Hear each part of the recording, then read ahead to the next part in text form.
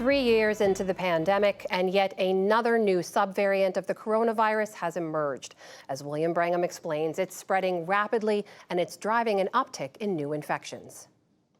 This new Omicron subvariant, known as XBB.1.5, now accounts for more than 40% of new COVID infections here in the U.S. and around 75% of cases in the Northeast. This new variant emerges while just over a third of Americans 65 and older, those at most risk for severe outcomes, have gotten the updated booster shot. As China deals with a massive surge in cases, this week the U.S. will require a negative COVID test from passengers flying from China to the United States. Dr. Jay Varma is a physician and epidemiologist. He's also a professor and director of the Cornell Center for Pandemic Prevention and Response. Dr. Varma, great to have you back on the NewsHour. So there are these various COVID alarm bells that are ringing. Cases are rising. Some localities are asking for masks to be put back on with some mandates. And now this new variant has emerged, XBB. How worried should we be about this variant? I think it's important for all Americans to understand that, this is a very precarious time for our healthcare system. So we're dealing with new COVID variants. We're dealing with, potential surge in infections that might arise from infections around the world. And we still have influenza and RSV to deal with. So I don't think Americans should be unduly alarmed. This variant is going to be causing some of the similar ups and downs as we saw earlier this year. But at the same time, it's just yet another reminder about the importance of vaccines and high quality masks.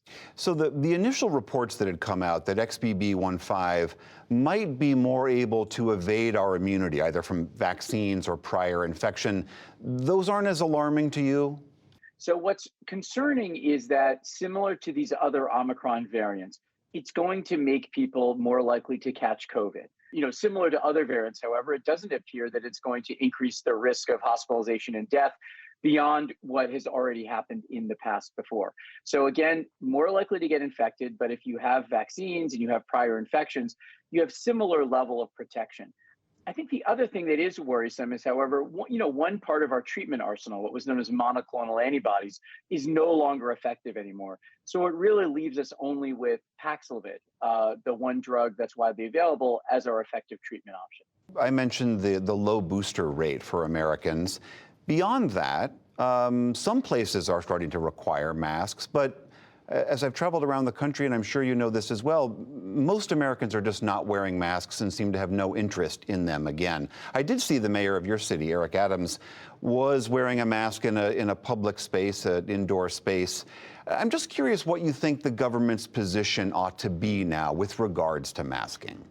Yeah, every time we think about public health, we think about, what works scientifically, but also what's acceptable and what's likely that people are going to do. And masks are the perfect example. We know that a high quality mask will protect you as an individual. And we know if lots of people do them, it can reduce the stress on our healthcare system. But we also know that a lot of Americans are tired of wearing them. So I like what's happening in New York, where elected officials are modeling good behavior, because we know that social norms are important, even if you don't have a mandate.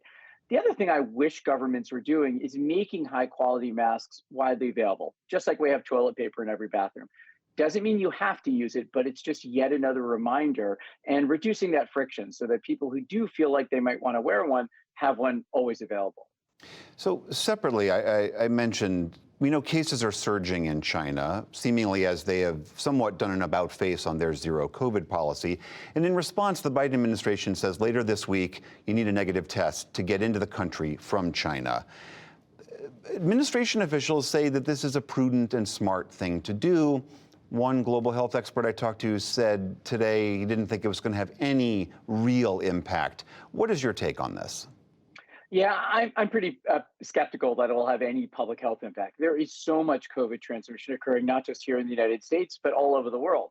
Most countries around the world have removed almost all of their COVID mitigation strategies. So even though, China has an enormous population that's at risk of getting infected over the next few months, I'm not convinced that that's likely to, change the burden of disease here in the United States. As you well know, so much of the country seemingly has just moved on from talk of COVID or action against COVID.